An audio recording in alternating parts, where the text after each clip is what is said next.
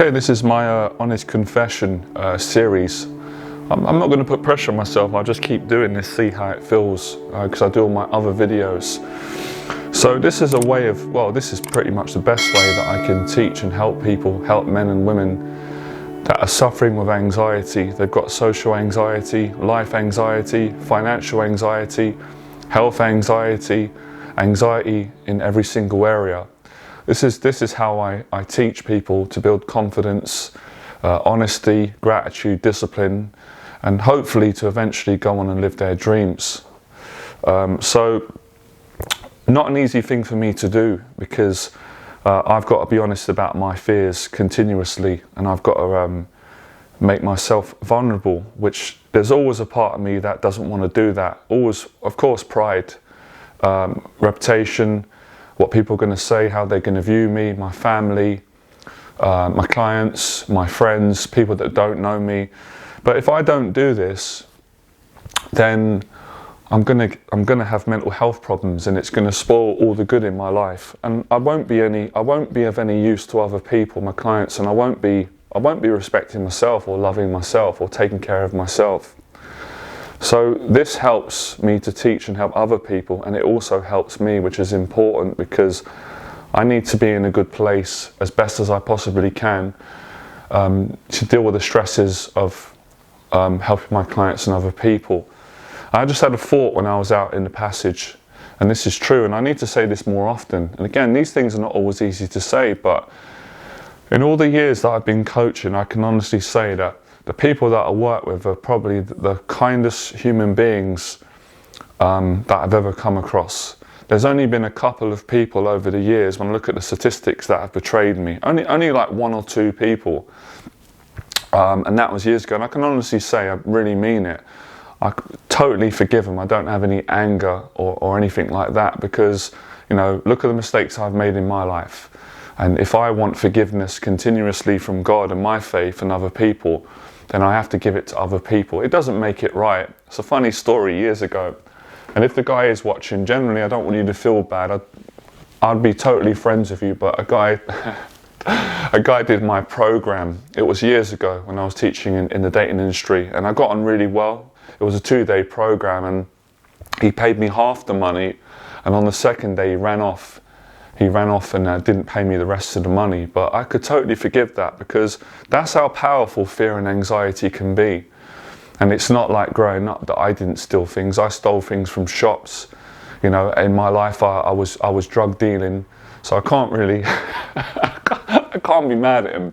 And he was a lovely guy, and you know, so in terms of like my own paranoia with people betraying me, anyone betraying me, there hasn't been that many betrayals, you know, and if anything, it's made me a better person, and it's helped me to overcome my fears of a client betraying me or anyone betraying me, and also holding myself accountable, making sure that I don't betray anyone. But yeah, no one's perfect. The guy was a lovely guy, and you know, I'm grateful for the time with him, and I don't know where he is now, but I wish him well. And if I saw him in person, I just would laugh at him and say, you know what, forget about it, I forgive you. You know, I've made many mistakes in my life. I've done many things that I'm really not proud of, but that's where forgiveness comes in, and you move on. Had to get that out. So I wrote this today. I've been having so many good days lately. So grateful. You know, in the midst of crying, laughing. But I had a bad day today. So I wrote this down. This is to help people, and it ends in a good way. So today is a bad day, and I said, no, actually, that's not entirely true or factual. It's been a very challenging couple of hours after having so many good days. I believe in myself, and I believe in you watching this video or reading this post, that it's possible for you to live your dreams. Use your anxiety to create your dream life that is rich with gratitude. I need to have a rest, bloody going dizzy. By the way, just to let all of you know, right, you're smart people and you're not stupid, and I wouldn't think otherwise. I'm sure a lot of you can see and tell that I'm doing really well, but you can also see that I'm struggling as well, and I've got a good reason. Hasn't been easy. You know, I lost a close friend of mine died, took his own life, suicide. Absolutely love him, don't know what to say. So if you can see that I am happy and I am joyous and I am in the best place I've ever been, but I am also struggling. I'm a human being. I've got to announce that. I've got to look after myself. I'm lucky because I've got such a caring and loving family. My mum and my dad and my brother, they've been such a good support with helping me dealing with grieving with my friend's death. I don't have many friends because I choose to have fewer friends, but the friends I've got are just really good friends that have helped me. And you know, being able to share it helps me, but it's not easy. It's not easy, but I know I'm not the only one going through it. So another part of me feels selfish because I feel like, well, it's not just me. People lose people all the time. But I have to honour the fact that I am, you know, my mum says I'm unbelievably strong. My friends say it. My brother said it. So these people wouldn't lie to me. And I've had to be strong because there's no other way of getting through it and dealing with it. And it's not been easy for me because he was my, listen, anyone that I've spent time with and I've been real with and they've been real with me, they're my best friend. So it's not fair to say he's my best friend because it's not fair I'm my best friend, but he's my all my friends are my best friends that love me and I love them, and we've had genuine time, and you can't take that away. You can't fake love. Even if they said bad things about me or I did it, it's life, you just forgive that. I had great times. So it's been very difficult for me, it's been hard for me, and I've also felt guilty about just getting on with my life and being happy and making money and having love in my life and running a business and teaching people. But I know that I've got to keep on going on, you know. My faith teaches me that, my dad, good friends, but I can't help missing him every day, and I have to get this out. He was such a good friend. I can't even speak any more highly of him. Never had one argument, never wanted anything from me. He didn't want things from me, and I didn't want anything from him. We got what we wanted, and that was just love and friendship. And I would speak to him every day on WhatsApp. We would send voice messages, we would joke. I'd meet him every week. You know, I'd meet him in central London. We'd have coffee, we'd go to his place, we'd have the most amazing conversations. So I can't ask for anything more. And that's what makes it upsetting and hurtful, because it's painful. It's painful for me to, you know, to love someone so much and to we give everything together. You know, it's when you meet someone like that and you've got a dear friend like that, you can't put a price on it. There's no amount of money that could buy that. And it's just it's been so beautiful, but it's been hard, and obviously it's such a tragic way, and I just feel devastated for his mum, for his mother and his family. But all I can do is just say what I said when he was alive, which he was just such a good person and was such a good friend. And if there's anything, people ask me all the time, you know, what's the definition of a friend? And it's someone that just loves you and is genuine and doesn't want anything from you, and is there in the good times, the bad times, and is just a great person. And I really did admire him and still do, looked up to him. And I know that he felt the same way about me, because he told me, you know, he told me when he was alive, told me close to the time, and you can tell actions speak louder than words, you know what I mean? It was, he's just a strong, such a beautiful human being. And it's been really difficult for me to speak about this online, but I know there's a lot of people out there who would have lost someone, and if this will help them. But yes, I'm emotional because because I'm a human being. Yeah, it's been tough. It's been really hard, very hard to. It's just hard. It's hard to deal with it, but I've had to deal with it. And yeah, you lot have inspired me to speak about it. One of you yesterday on the live stream, I think it was Jimmy. I hope you don't mind me saying this, Jimmy. You really inspired me when you when you spoke about your mum passing away, and it was nice that, you know, we could help on the live stream. So you inspired me to have the courage to talk about this, because I was scared to talk about this on publicly. It's just not an easy thing to talk about. But yeah, you know, my friend, He's given me the strength, you know. That's why I've got this extra strength to give more to everybody, not just in my business, but just in life. And he just blessed me, really. Blessed me with appreciating. I just can't believe what a good friend I had. I just can't believe the times that we had. And I can't believe how grateful I am. It just puts things into perspective, and it's I can't explain it. It's given me something that gratitude I think is the right word. So yeah, that's why I'm emotional. But at the same time, you know, he would want me to get on with my life and keep doing what I'm doing, and appreciate him. So that's what I wanted to say. So I wrote this. Okay. So so I've wrote here, use your anxiety to create your dream life that is rich in gratitude. And that's what I'm doing today, using the anxiety of the pain, you know, of the death of my friend, tragic death, and also celebrating his life, because he lived an amazing life. He was an amazing person. What he achieved, the humility that he had, and the times that we had, you just can't put a price on that. And I know that there's people out there who might not be as fortunate to have had the friendship that I had with my friend and had those experiences. And it's just amazing. Drinking coffee, eating good food, talking about life, everything, you know, all the things that any friends talk about, and just having amazing times, and also having challenging times and always getting through it, and the messages and the laughing, and what can you say? What can you say other than thank you, God, for my friend? You can't say any more than that. What more can you say? That's the truth. So I had to get it out.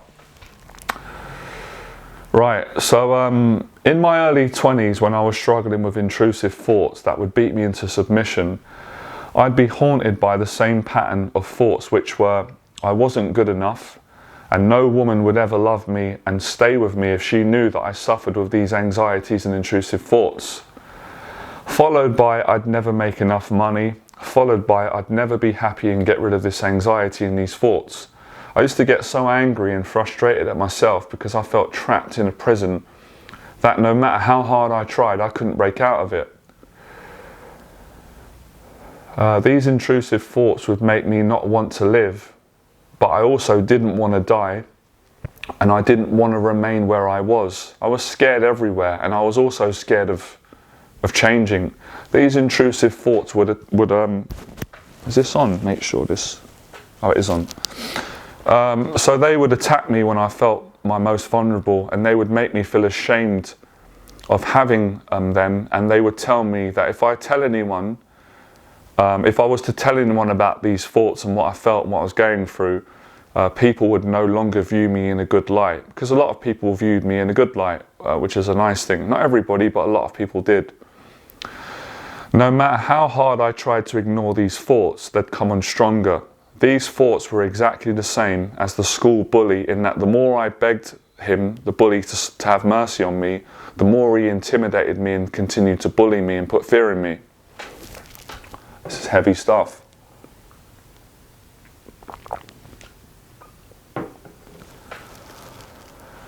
The way I overcame these intrusive thoughts in my early to late 20s was by praying to God and asking God for help, which is a form of honest confession, followed by going out and living my purpose and allowing the relationships to come naturally without forcing them. Breathe. Getting a relationship with my ideal woman, making money, and becoming happy and anxiety-free all came I'm getting a bit nervous here. All came as a result of me confessing all my anxieties out loud. Listening to Les Brown changed my life, because he gave me permission to live my dreams. Thank you, Les, for your heartfelt honesty. I appreciate it. I still appreciate it. I was successful at getting a relationship with the right woman at that time. I was successful at making money and moving in with my girlfriend and becoming financially free and getting rid of the intrusive thoughts and the anxiety. I was the happiest man on planet Earth, and I was living my dream. At that time, all I wanted to do was help other people to overcome their anxiety so they could live their dreams and which I did for many of my clients during that time. It was a couple of years ago during the lockdown or somewhere around that time, I got approached by a guy in central London who told me that he met his wife and he thanked me because of the mentorship that he took with me several years ago. And he said to me that the honesty that he learned with the training that I gave him helped him to meet his wife, which is lovely. I personally don't feel worthy to take this praise, which is why I'm going to say thank you to my nan for loving me, for caring for me when I was suicidal and anxious. So today I'm 40 years of age, and now the same thoughts and feelings are back once again, bullying me and blackmailing me with the same lies. These demons are so powerful and they won't go away without a fight.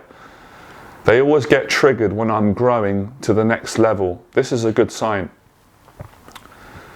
This is why I must confess them out loud, and I must trust that God will provide me with the right woman at the correct time, along with the finances and the continued peace that I'm experiencing every day, and especially right now when I'm doing this video, I feel great. It's easy for me to mentor others on how to overcome their anxieties and live their dreams, but it's extremely challenging for me to do this for myself, because a part of me feels greedy, selfish, and not deserving because of having a strength and a weakness that others may not have. I had this same pattern of thinking and feeling as a young kid, and I might not be true in saying that, but I feel it. I think it's true, so we'll go with it. I feel good about giving a lot of love to others, but I struggle at times to receive it because I feel I'm selfish if I do, when others are more in need than loved than I am. I had that as a kid and I've got it as an adult.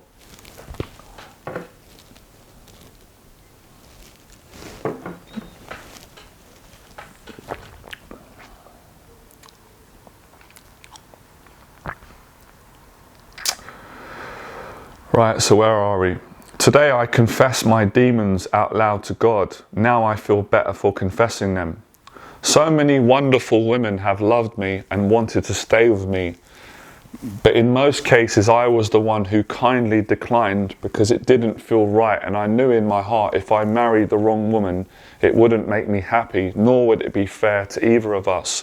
It's hard to let go of someone you love, knowing deep down in your heart that you're not compatible for one another. It's extremely painful and hard.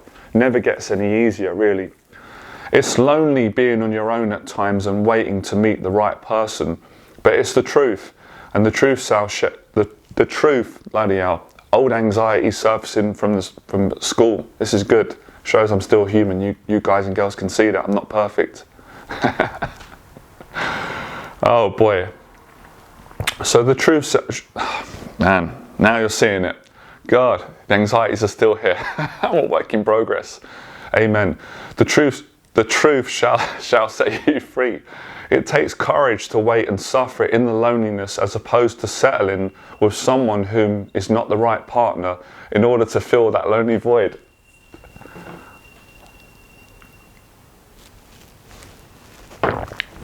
Loving God, loving yourself, loving your family, and living your purpose is how you fill that void of loneliness. When I'm kind to people from a sincere place, I no longer feel alone and lonely. Love, honesty, kindness, patience, vulnerability, courage, heart, and giving others is the hardest fight, but it's a fight worth fighting. It's easier to go into the boxing ring. The boxing ring is terrifying. I was petrified, shaking, scared, sick to my stomach, worried. But when I'd done it and I did it, I loved it.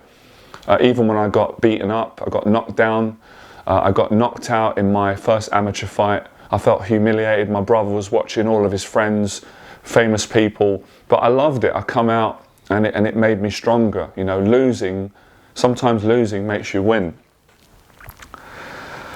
So I've gone on to write and say, this doesn't mean that I didn't love any woman that I've ever dated or ever been close to, because I did, and that's my weakness that I've had since a kid and as an adult. You know, being sensitive, caring about people.